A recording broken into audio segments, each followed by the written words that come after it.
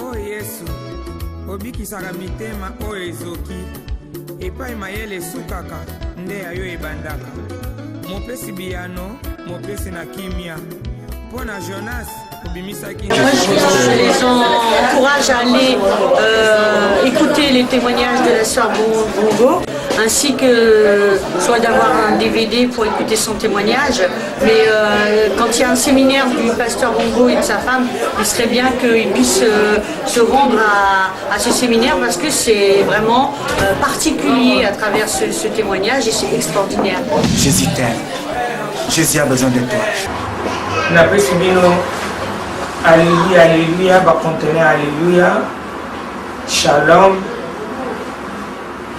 Naye liboso na bino lelo libota na Nzambe mpona s'exprimer na ntina na témoignage oyo naza kosala.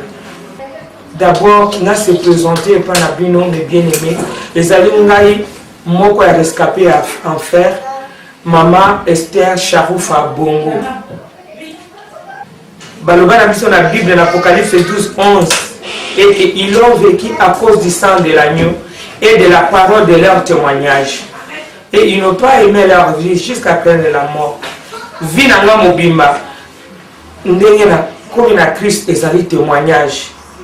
Ndenge yango na témoigner bino mpona kotalisa libota na Nzambe ebele oyo bazali na kokangama oyo bazali kosambela kaka me bazali koyeba vie na bango passé te à partir ya témoignage oyo ndeko ko se découvrir. Frère okoyeba eloko moko na kati na yo oyo ezali koyeba te. Sœur okoyeba eloko moko na kati na yo ezali koyeba te. Bokoyoka na témoignage oyo ndenge vie na ngai na ndenge babota ngai ndenge vie na ngai etambolaki parce que moyini adétruisaka vie na biso de le début. Tama komona étoile oyo ezali na moto na yango wana barévélation nyonso Saint-Esprit de Dieu apesaki nga na arévele nga bachose caché nyonso oyo ebombanaka na vie na nga pourquoi vie na ngai etambolaki na ndenge wana yango nalobaki na kofanda nango kati na ngai te parce que Bible elobi na biso ete Jésus abikisaki Dieu le près 9 bakendeki bareconnaître te mais moko azongaki mpona koya koreconnaître ebele bakoloba ebele bako critiquer mais biso toza kotata lelonga mpo naye kokitisa misala ya satana kolakisa bino échec ya satana mpo kotombola gloire ya Jésus-Christ mpe victoire ya Jésus-Christ mpo na ntango azali kobikola biso oyo mokili ebongaka biso babaoba aza komema biso na royaume na ye seke royaume oyo etikali ezali nango na eloko te ezali dépouillé donc il faut totonisa royaume ya Nzambe na yango wana na témoigner monene ya Nzambe wana na témoigner ndenge nini monguna atambusaki vie na nga ntina ya korencontre Jésus-Christ alokoti nga na bu nabengaka ye mingi semba bilokota alokoti nga na bu na ténèbre amemi nga na merveilleux royaume na ye ya lumière. Il faut na témoigner moto akopekisa nga te mpo témoignage na ngai ebetisa mpe moto libaku te naza kotémoigner vie na nga vie ya moto te mpe naza kotémoigner mpo na évangile ya Jésus-Christ ekende liboso ndenge apôtre Paul ntango akutanaki na Yesu avandaki lisusu na se te balobi na Bible ete aussitôt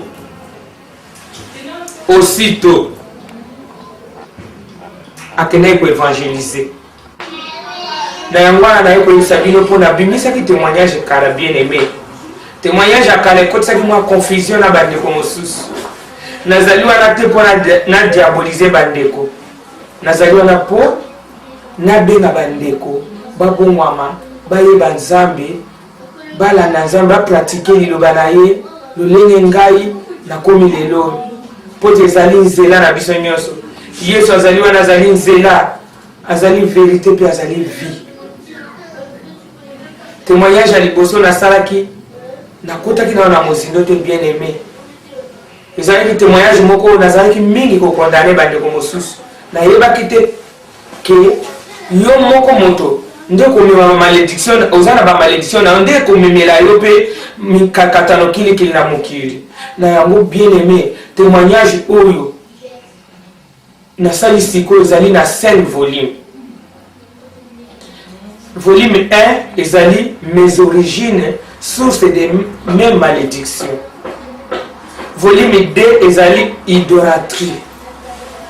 Volume 3 ezali les alliances. Volume 4 ezali conversion na ngai. Volume 5 ezali mariage na ngai. Ndenge moko thème ya témoignage ezalaki détacher-les car le maître en a besoin. Le maître wana ezali Jésus de Nazareth, puisque il y avait beaucoup de maîtres qui régnaient sur moi. Na yango wana ngai naza ko évangéliser na kati na témoignage pona ko benga ba mingi batikali sima nanga baninga oyo tobungaka na bango baninga oyo bazali ko kangama po Yesu Kristo ayaki pona biso bata mabe ezala te ke toyambi Yesu lelo lobi tozongeli makambo na biso ya mabe soko yambi Yesu ndenge moko alobaki na Marie de Magdala masumu na ye elimbisami me kozongela ngo lisusu te. Namoni mingi ke Marie de Magdala baza ko témoigner la Bible ke azalaki prostituée. Paul balobi ke azalaki abatisaki na kufa ya Etienne. Moi c'est femme samaritaine azalaki mibali mitano. Moto nyonso moi c'est a perdu ça ba expliquer biso ke asalaki na makila 12 ans. Moto alalaki na kati première ya piscine à Bethesda baza ko expliquer biso ke asalaki 38 ans.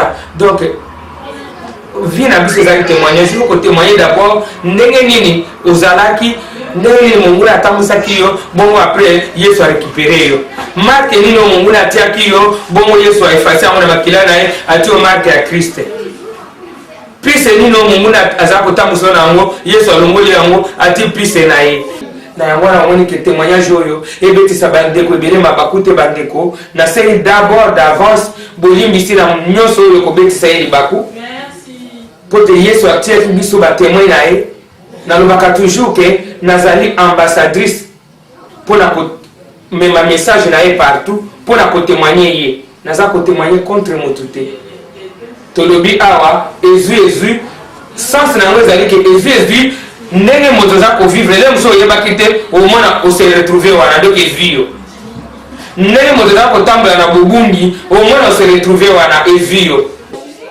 oya kobesa mabako na kati ya témoignage oyo na sengi ye bolimbisi mponga naza ko témoigner Christ victoire ya Christ pe nazali ko kotatola échec ya Satan na bomoi na ngai puisque Seigneur Jésus-Christ a ramassaki ngai na bu asukoli ngai na makila na ye apesi sens na bomoi na ngai abalisi ngai akomisi ngai lelo servante na ye nakomi kotelema liboso na miso ya bato kotatola ye mpe nakomi na kimia na mokili kokai kopesa ngai te talaka ndenge nazali awa naza na 53 ans et demi bientôt na 54 ans nabali na 52 ans po tout est possible à notre Dieu.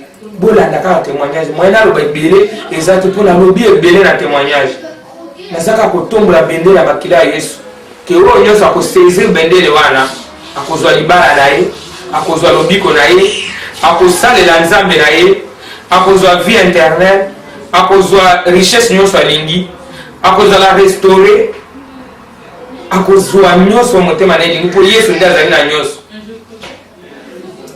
ngai nataleli kaka Yesu mpe nabetaka toloke naza na nzambe na nga na ntango nakendeki na ministère ya combat spirituel nakotaki lisu na mozindo ndenge babaki na Pierre avance bwaka monyama na yo na avansaki na bwakaki monyama mpe nazwaki gros poisson na nga oyo aza mobali na ngai yo mpe oza koyoka soki oyo avance mpe na mozindo ose séparé ose détaché na oyo nyonso ezali chose vaine ya mokili nzambe wana kosalela mpo aza fidèle aza mwana moto te mpona koserepartir mpo aza moto te mpona kokosa amen bien aimé tocontinue na kati ya témoignage botala na koloba lisusu mingi te nasengi kaka makila na Yesu Masiya ekouvrir bino mpo ntango koyoka témoignage oyo monguna akosepela te akolinga makelele eza na ndako akolinga bana balela akolinga problème moko eza libanda mpo ozala na distraction kozala na distraction te kota présent na kati ya témoignage wana comme si ozalaki ntango naza kotémoigner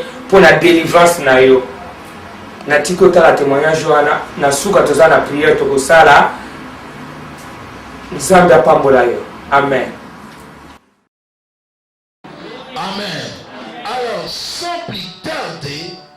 je vais inviter la servante de l'Éternel à la personne de Maman Esther Bongo. Si vous pouvez acclamer très très très fort pour elle.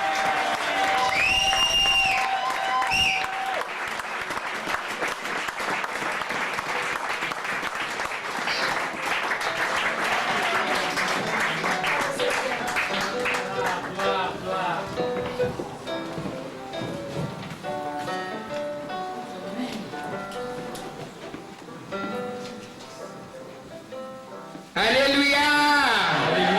Alléluia. Nani mokonzi? Qui est Seigneur? Nani mokonzi? Qui est Seigneur? Ce qui est ça mokonzi va malembe beauté. Nani mokonzi? Jésus. Alléluia. Nakumisi nzambe. Je bénis le Seigneur Nenge tokutani lisusu na tongo lelo. Toko déjà premier de vous revoir aujourd'hui. Bolimbisa biso nenge papa oti koloba na retard. Comme papa vous a dit, excusez-nous du retard. Pour ezali combat spirituel tozape combati pour na témoignage et tout. Nous sommes combattus aussi spirituellement pour le témoignage. Tozola kana tongo butu foka ko combattre. Toute la nuit nous combattons, nous trouvons sommeil le matin. Pour ce que zaka soda moko infanterie okoya kotelema te faut zaka combattre commando. Oya kota koli. Amen. Si tu es un soldat d'infanterie, tu ne pourras pas te tenir debout, tu dois être un commando. Amen. Napesi merci mingi na nzambe ndenge asungi biso banda to bandaki campagne oyo na témoignage puisque yazali alpha puis yazali omega dira toute la semaine acheminer na biso Emmanuel puis lelo aza kosukisa na biso omega. Amen. Je bénis le Seigneur qui a commencé ce séminaire avec nous comme alpha et tout au long du séminaire il s'est manifesté comme Emmanuel et aujourd'hui il clôture comme Oméga. Amen. Chérie, merci mingi na ndenge opresenta kinga. Merci pour la présentation. Lelo oyebisa bato ndenge nomona inga. Aujourd'hui tu expliqueras au peuple de Dieu comment tu m'as connu. Naiseli bino lobi na benga mobali nanga apôtre. Je vous ai dit j'appelle mon mari apôtre. Pe papa po ye mutaka kosunga nga mingi. Et papa car il s'occupe de moi. Amen. Aforma bato mingi il fallait kaka former pe mwasi na ye. Il a formé beaucoup de gens et c'était impératif qu'il forme sa femme. Nzambe ayebaki na plan na ye. Dieu le savait dans son plan. Amen. Chérie, que Dieu te bénisse. Que Dieu vous bénisse, pasteur. Na remercie pe leader na biso charismatique papa Francis Lola na maman Ariette na bana. Je remercie le couple pastoral ainsi que les enfants. Na lingomba mobimba louange pe protocole accueil. Ainsi que toute l'église de la volonté de Dieu ainsi que les départements. Na basien na biso na badiak.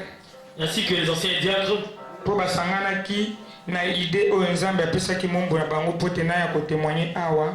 Quand ils avaient été un dans l'idée que le Seigneur a donné à son serviteur pour que je vienne ici. Alléluia. Amen. Nayebanaki ndenge tolobaki aki nayebanaki mingi metango na koti na bonzambe na bali ebele bayebaki me moko te azwaki vraiment courage ya koya kotelemisa ngai na témoigner bayoka oyo eza kati na motema na nga bamona nga kaka mwa. Amen. Bien aimé, comme je t'ai dit, j'étais beaucoup connu, mais aucun serviteur de Dieu n'a eu cette initiative où on a été inspiré par Dieu pour que je me tienne devant la chair pour parler. Ceux-ci me considéraient encore comme quelqu'un qui n'a pas encore accédé à la conversion totale. Amen. Ndeka ba apôtre baza komona ya Paul, mais Nzambe ayebaki loko nini atikati na Paul. Ba komona ye mobomi, ye aza komona ye mombu na ye. Amen. Comme les apôtres considéraient Paul comme un pseudo-chrétien, mais ils le considéraient comme un rebelle, mais Dieu savait ce qu'il avait mis en lui. Yangwana naza kosenga na Nzambe apambola couple wana mingi couple ya pasteur Francis Lola vraiment bakende liboso. Naza kosenga pe na Nzambe esuka wate a continuer na biso puisque Nzambe atie na nzela na biso pona kosunga biso moko to kokate et puis na pesi merci na ba prière na bino. Nzambe vraiment pambola bino. Amen. Je demande au Seigneur de soutenir, de bénir le couple pastoral car vraiment au travers de vous, beaucoup de gens passeront des messages. Que le Seigneur vous donne beaucoup et que en fait vous ne vous manquez de rien dans votre foyer. Na pesi pe basali ya Nzambe mbote ndenge bavandi banda to bandaki baza koya bakotika baengagement na bango oyo mpe baye te nyonso ezali corps de Christ bazalaka na baempêchement na baéglise napesi mpe bango merci. Je salue les hommes de Dieu qui se déplacent régulièrement ainsi que ceux qui ne sont pas là, tous sont là pour la gloire du Christ. Amen. Amen. Napesi mpe frère évangéliste na biso frère Chocho. Je salue l'évangéliste. Napesi merci na interprétation. Je lui dis merci pour l'interprétation. Aza mwana nango na mimaki na bonzambe. C'est mon enfant. Atiki mosala na ye aboyi mbongo alobi na kei kaka ko soutenir na interpréter aye kovanda atiki mwasi na ye na bébé ya moke. Il a laissé son foyer pour l'œuvre de Dieu. Eza facilité. Ce n'est pas facile. A risquer ndenge na lobaka po tozali pe koya kolukaka na ye ba musicien awa donc a risquer amoni ke tozali kosala mwana mokili fo tosala mpe na bonzambe. Amen. Nous risquons pour le monde, nous allons risquer pour Dieu maintenant. Napesi mpe merci na baumbu ya nzambe bauti Hollande évangéliste na biso auti Hollande na pasteur. Je salue le pasteur J.R. et l'évangéliste Vincent bauti Hollande qui viennent de la Hollande. nzambe apambola bino mpo kozwa nzela kouta mosika vraiment kozonga na bango nzambe aza nzambe na bango ya départ mpe ya arrivé azongisa mpe bango lisusu mpo bakende kopesa libota na nzambe mbote na Hollande. Que le Seigneur vous accompagne dans votre déplacement.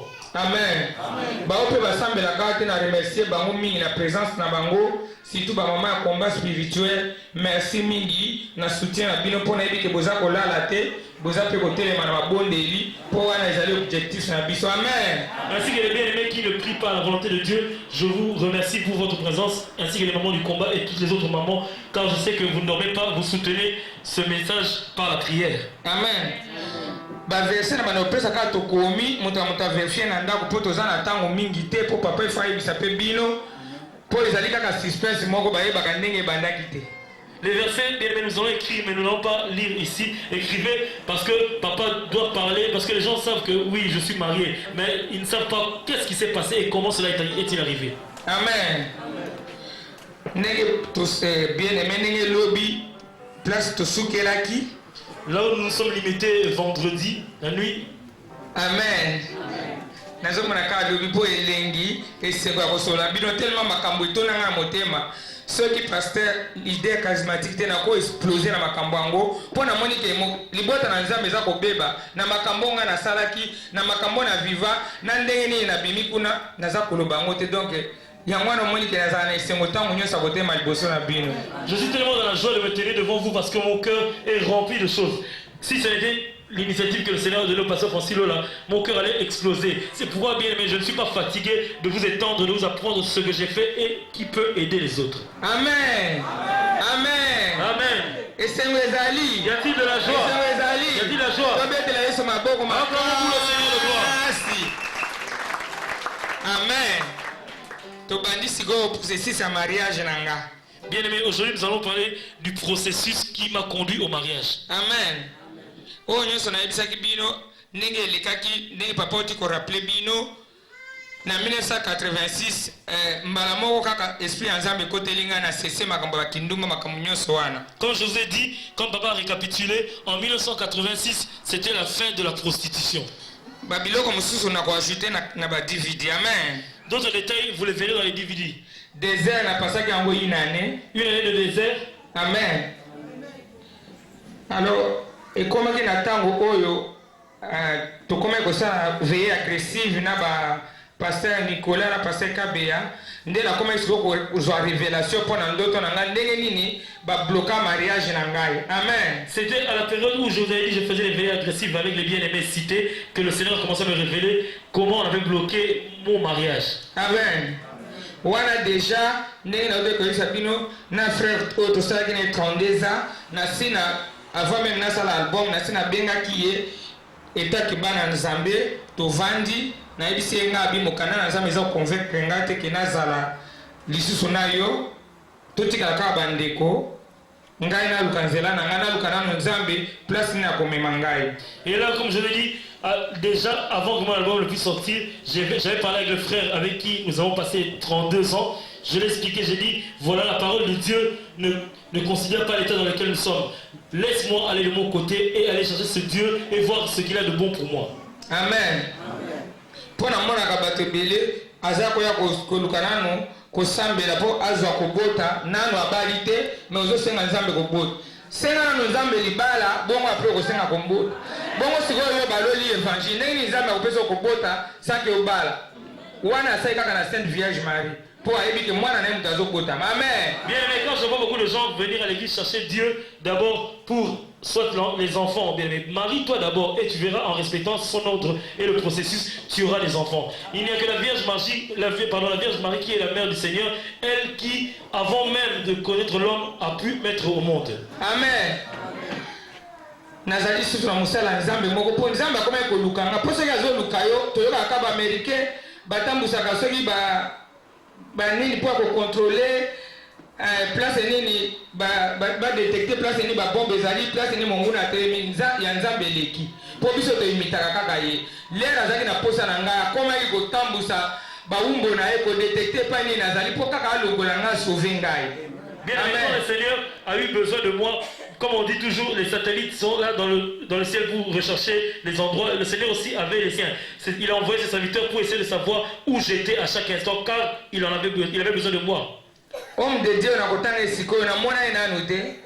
Avant azaka na fonfo ya Congo kuna. Nzambe alobi na epo na nga. Alobi na ekende na poto okomona mwana mwasi mo kombo na eboye. Azali na poison na kati ya nzoto na ye. Atindi ndeko na ye ya mwasi azali pe mwasi ya prophète mama Sarah eko ebisanga. Azali na Suisse to solo na telefone asambeli ngai. Aye to kutani na expliquer ngai. Na ignorance gabi neki na kozana poison na nzoto na tambola. Donc alobi kaka po ayoki kaka saki sharufa alors alobi kaka po lokola moninga na salle wana alpha omega. Bien, mais quand je vous ai dit l'homme de Dieu dont je citais le nom se trouvait au fin fond du Congo. Le Seigneur lui a donné une révélation et celui-ci a appelé son frère ici, appelé sa soeur maman Sarah pour qu'elle puisse me dire que le Seigneur lui a montré que j'avais un poison dans mon corps et que je marchais. Bon, je me suis dit, mais celui-là il a parlé pour parler parce qu'il sait que je suis Saki Sharoufa. Comment avoir du poison et pouvoir marcher? Amen. Natanga ebino kombo na e. J'ai cité son nom, pas encore. Pasteur Jean Abedi, namona epete, ayaki kaka tosolana pour une fois. Ayebisenga nzoka nde babiloko nyonso na ote koyebisa bino wana eza poison na nzoto. Oyo aza nango na salle eza poison. Po Yesu ya kovanda na kati ifo biloko nyonso ebima. Namona ka mutu soka aza na malade na makila, po makila wana ba sanctifier yango, même na ba hôpital awa, balongola cancer, ifo balongola makila wana batie makila mususu. Amen. Bien aimé, comme je vous dis, il s'appelle le pasteur Jean Abedi. Comme je vous ai dit, bien aimé, vous savez tout ce que je vous ai cité depuis le début de ce séminaire, toutes ces choses ensemble, c'est ça qui forme le poison. Bien aimé, de par ce que vous avez écouté, tous ceux qui ont ce que j'avais avant chez eux à la maison, bien aimé, dégagez-les car cela constitue un poison, bien aimé. Comme le sang, lorsqu'il est infecté, on doit changer le sang, bien aimé. C'est ainsi, il faut ôter ce qui avait de mauvais en nous. Amen. Ezala ndako, ezala pe na kati na nzoto banzoloko wana biloko wana c'est ça poison. Amen. Que ce soit les incisions et tout ce qui est à la maison, les interdits, tout cela est un poison. Alors, na lukaki nzambe makasi, bo komakaka verset yango na Joël 2, 12 à 13. Joël chapitre 2, verset 12 à 13. J'ai cherché le Seigneur en profondeur. Amen. Na pasolaki kaka bilamba te, bato bamona kaka ke nazala kosambela comme habitude. Mais na pasolaki motema nanga na luka ye penza en vérité en esprit pour répondre nga. Po toyembaka azali lolenge moko lelo lobi libela. Mais pour ezala bongo, il faut yo moko po ezala sanctifié, oboya, okite masumu nyonso, o abandonner, oboya yango, o renoncer nango, o couper balien nyonso, oboya ba copain na ba copine akala, nzambe na kosala. Bien, je ne m'étais pas limité seulement à déchirer les habits comme je vous ai dit. J'ai ouvert mon cœur. Bien aimé, pour que le Seigneur agisse comme il est fidèle à ses principes, bien aimé, tu dois sortir du milieu qui t'avait causé du tort. Tu dois quitter toutes les choses qui t'étaient interdites, bien aimé, et ainsi tu verras le Seigneur se manifester. Amen. Alors, ezalaki mokolo moko séminaire mosusu esalemaki na ministère. Un autre séminaire a eu lieu au ministère. Namoni mombo nzambe moko pasteur Jean-Pierre ayaki. J'ai vu un pasteur appelé Jean-Pierre. Aye kopesa biso mateya na Jean 11:34. Où l'avez-vous mis? Il nous a enseigné, se basant sur le verset Jean 11:34, avec le thème Botier Wapi, où l'avez-vous mis?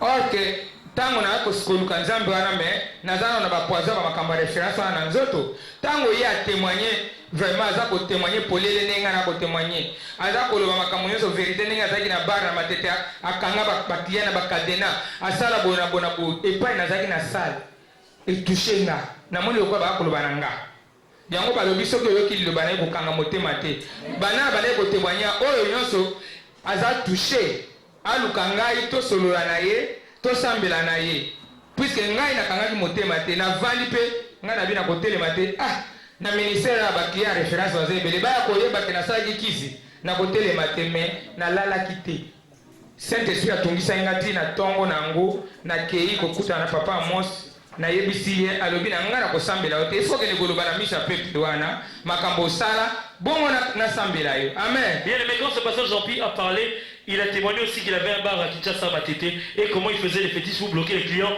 Bien aimé, j'ai tressailli dans mon cœur quand je me suis retrouvé dans ce témoignage, bien aimé. Mais bien aimé, je me suis dit aussi, je ne vais pas me mettre debout parce que ici il y a des gens qui me connaissent. Que vont-ils dire? Mais je suis rentré à la maison, je n'ai pas dormi. J'ai été voir papa Mons qui était responsable. Il m'a dit, moi je n'ai rien à te donner. Rentre, retourne devant ce peuple-là que tu as distrait ou que tu as mis dans les fétiches. C'est à eux que tu dois t'adresser. Amen. Koyoka kasoni te pona ko témoigner. Amen. Ne sois pas honteux pour témoigner. Na biso ezali na témoignage. La force de témoignage.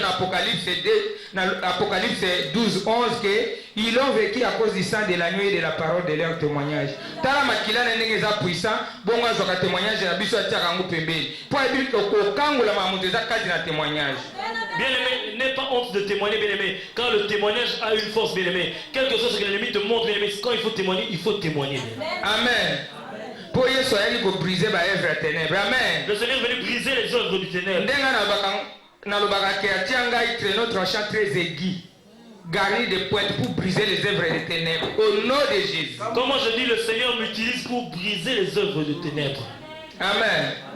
Quand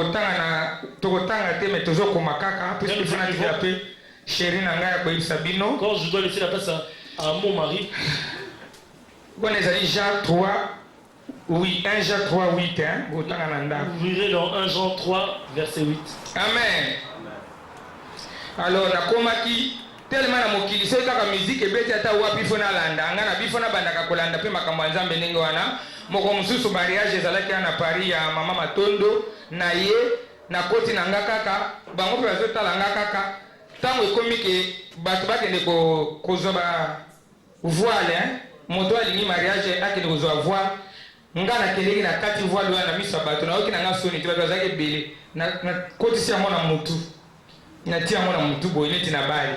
Bien aimé, comme je vous ai dit, quand j'étais dans le monde, j'étais sensible à la musique. Dès qu'il y avait musique quelque part, moi j'étais là. Et je me suis dit, je serais sensible au Seigneur. Je suis allé à un mariage à Paris, c'est maman Matondo. Bien aimé, quand est arrivé le moment où on devait, celle qui avait envie de se marier devait aller prendre un morceau de voile. Bien aimé, je n'ai pas eu honte, bien aimé. Je me suis levé, je suis allé prendre ce morceau de voile que j'ai mis sous le chapeau long sous ma tête. Amen. Pour Yesu alobaki akoyoka nga soni na yoki esoni. Kozela kaka te soni, balobino Yesu azala no kete te na babiloko abongo. Oyo akoyoka soni, oyo azali célibataire lelo awa. Soki ayoki soni akodemere bomwana. Ndenge wana. Mais soki ayoki soni te, lelo tango tokosambela, mariage ne kozala déclenché au nom de Jésus. Bien aimé, le Seigneur dit, celui qui aura honte de moi, j'aurai honte de lui. Bien aimé, n'attends pas seulement de venir à l'église pour te manifester, bien aimé. C'est dans des séminaires comme ça, bien aimé. N'aie pas honte, toi qui es célibataire, toi qui as des problèmes de mariage, bien aimé, quand on va prier, bien aimé, sois le premier à venir ici, bien aimé, car tu verras ce que le Seigneur fera après. Amen.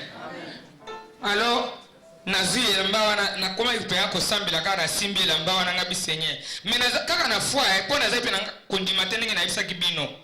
Mais je prenais ce morceau, je priais seulement par la foi, bien aimé, car j'étais incrédule aussi. Alors nakende koluka nzambe na ndenge nyoso, nakende koluka nzambe te lokola nalataka bilamba sexy pona kende ko séduire ba pasteur, pona kende ko kwesa bato, po leo yo za na idiona na ndako. Jezabel akoti yo. Oya kokwesa mombo ya nzambe, alobaki ne touche pas mes ouais, ne fais pas du mal à mes serviteurs. Tango kokwesa yo memi malédiction, mombo na ata kwesa tufanya ko telemisa ye. Na kendeki kuna teke, na ata bilamba kaningai, na kende kopesa mabonza, string libanda, po amona kweya, tona kwesa ba peuple de Dieu. Na kendeki ko luka nzambe, na pasura ki motema na ngai, nzambe amona ki yango, nde akende ko kundola ko pastor. Bien aimé, comme je vous dis bien aimé, quand je cherchais le mariage, bien aimé, je n'ai pas été avec l'idée de m'habiller d'une manière indécente pour provoquer, pour scandaliser, bien aimé, pour faire tomber les hommes de Dieu, bien aimé. Car sans le savoir, c'est une malédiction, bien aimé. Mais moi, j'ai été, bien aimé, sincèrement, bien aimé. J'étais avec mon cœur, bien aimé. Et voilà comment le Seigneur m'a récompensé. Amen. En tout cas, Nzambe alimbisa bandeko basalaka bongo. Soki oza koyeba te eza mabe bozotire ba malédiction. Po soki olingi libala ndenge Nzambe akopesa yo po oza na ide mabe ya kopanza corps de Christ. Yesu Christ ntango azalaki na ekulusu meme bafarisien wana meme oyo babomaki ye bakukaki meme mpa mokuwa na ye. Bato boleka 6 villes de refuge pour la biso. Mais pourquoi yoko kenela idée oya kobebisa œuvre ya Nzambe okuka mikwa ya Nzambe pona nini? Ezali malédiction, c'est que ozali antéchrist, Satan kotikati na yo po ndako ya Nzambe epanzana. Amen. Ba église bezo kopanzana bato baza kondeleka ba pasteur. Bongo ba Jézabel. Bien, mais comment peux-tu quitter chez toi? Comment peux-tu quitter chez toi en venant avec de mauvaises intentions comme ça, bien-aimé? Tu es en train de diviser l'œuvre de Dieu, bien-aimé. Tu es en train d'induire le serviteur de Dieu en erreur, bien-aimé. Le Seigneur va te punir. Amen. Bama pasteur baza kolaya te pona kosambela nga naza koyeba te nakoma pe na mokumba yango ndenge kaka na mokili nazalaki nde kobebisa komema bato ba concert sikoyo nakomi na mokumba ya baame ya bato bamama pasteur baza kolala te me bino boza koluka kaka kobebisa libala ya bato Nzambe alimbisa bino bosala yango lisusu te boluka Nzambe wana mobali na aza quelque part oyo asangisaka mikuwa akobenda yo epai nyonso mokuwa na yo azali bokokutana au nom de Jésus. Bien aimé, les mamans pasteurs ne dorment pas, elles sont en train de souffler, de prier pour les gens de l'église, bien aimé. Mais vous, la nuit, vous êtes en train de multiplier les stratégies pour voir comment vous allez faire tomber les serviteurs de Dieu. Bien aimé, ne vous inquiétez pas, le Seigneur a dit un homme, une femme, votre moitié est quelque part. Accrochez vos seigneurs et vous aurez. Amen. Acclamons pour le roi de gloire. Nzambe azwa lokumu. Que Dieu soit. Oyebi ke tango na utaki na Amérique mais bien aimé. Dès mon retour d'Amérique. Et comme sikoyo prophétie bimi. Babi moto moko azali aso ke na convention ya Allemagne akoza libéré. Na santine to aza koyisanga.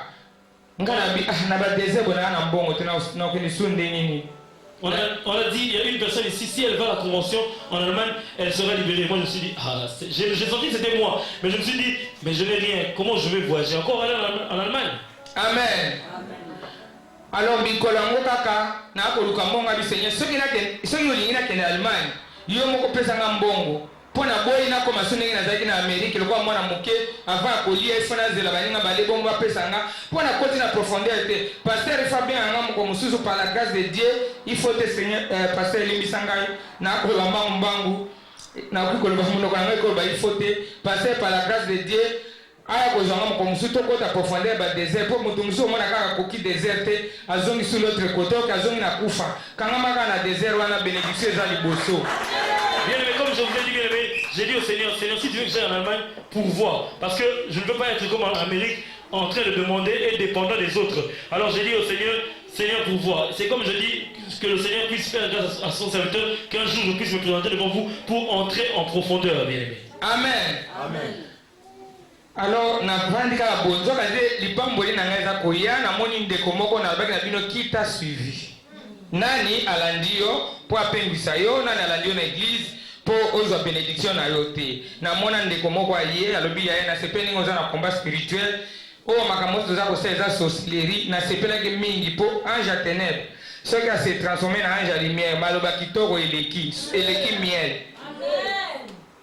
J'ai vu une sœur qui est venue, non maman Esther, je suis très contente de te voir parce que tu vois ce qu'on faisait avant, c'était les œuvres de ténèbres. Moi, si je les ai faites, bien aimé, je vous avais parlé d'un thème qui dit qui t'a suivi à l'église.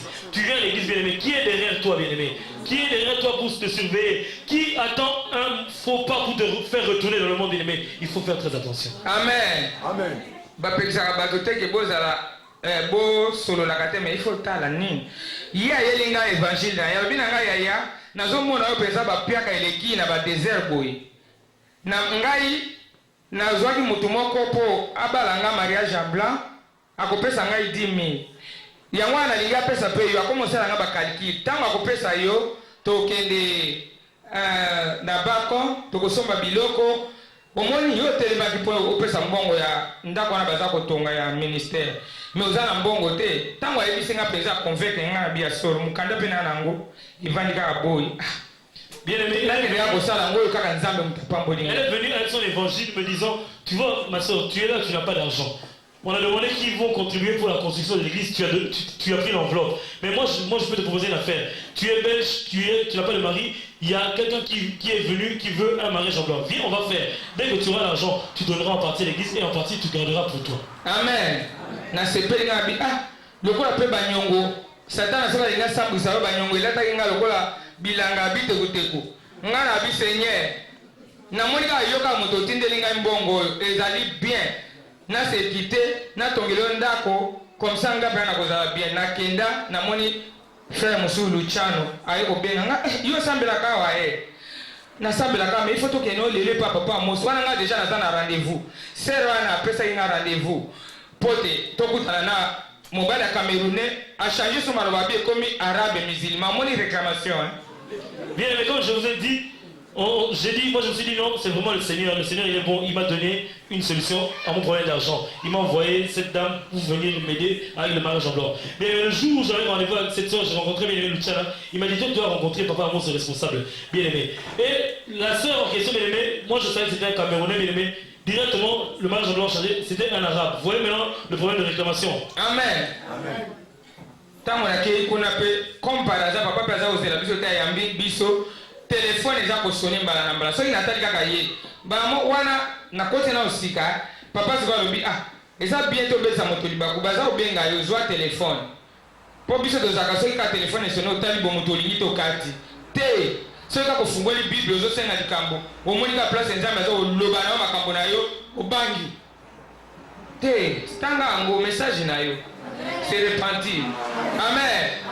Bien aimé, comme je l'ai dit, nous étions avec Papa Amos et le téléphone sonnait. Quand je regardais le nom de la sœur, je ne voulais pas décrocher. Bien aimé, c'est comme nous aussi, les chrétiens parfois. Quand on t'appelle, tu vois un message, tu te dis, ah non, cette personne, je ne la prendrai pas. Bien aimé, le Seigneur peut utiliser si des personnes comme ça. Prends, si c'est un message pour toi, même dans la Bible, quand tu ouvres et que tu vois une parole dure, bien aimé, prends. Derrière cette parole, il peut y avoir une révélation qui peut t'amener à comprendre quelle est la volonté du Seigneur.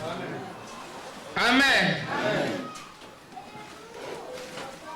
Nakamati nazi téléphone natina to ya yoza wapi kasi naza déjà liboso arabe yango aza na 1000 € kuta pesa nga tango yo kokoma so apesa nga 1000 € après tango yo kozwa 10 000 pesa nga 10%. Donc akomosa nga kaliki kaka wana na yebise place nazali moyen à répondre aux alités. Amen.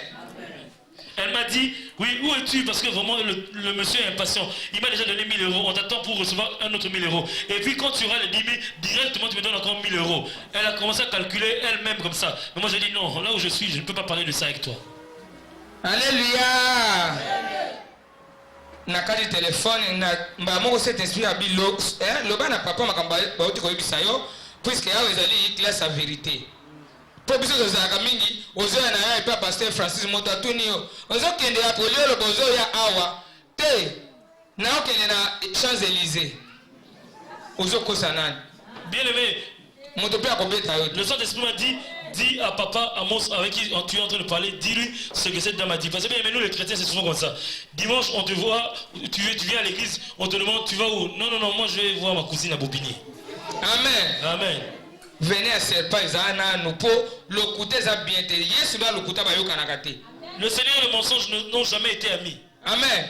Il y a la vérité, ayo kanakate. Il a jamais eu de compromis entre lui et le mensonge. C'est quoi mot ina ténèbres. Entre le soleil et les ténèbres, il n'y a pas de compromis. Na yebisi pe papa vérité. Ngabite papa chance penza omoni ke ndenge na telema ki wana na ba désert na nganzambe pe apambolinga.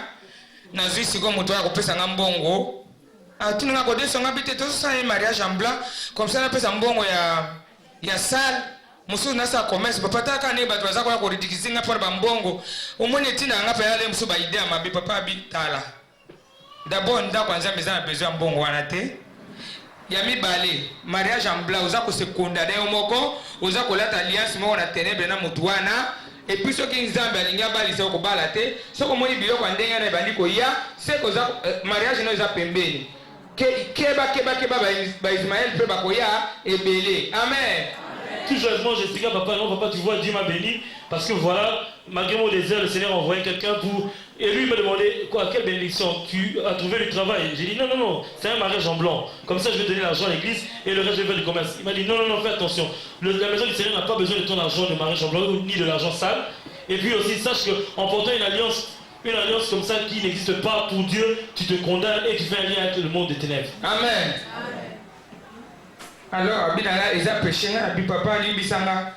Soki abeni ngai na koyebisa ye, je lui dirai dès qu'elle m'appellera. Alors tango sikoyo mariage na ngai ezoya, en tout cas mes bien-aimés, bato baza koya na bango. Ti na komi sikoyo po na mona te na jardin d'Eden na mupanzi ya Eve babimisi mokuo. Mais na moni pe baleki ya mike bazoya. Nga bite mais il faut déjà la date.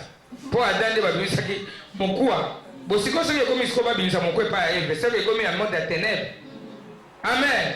Ba Ismaël ba yaki nzoka nde Isaac azani kaka na Londres. Bien aimé, comme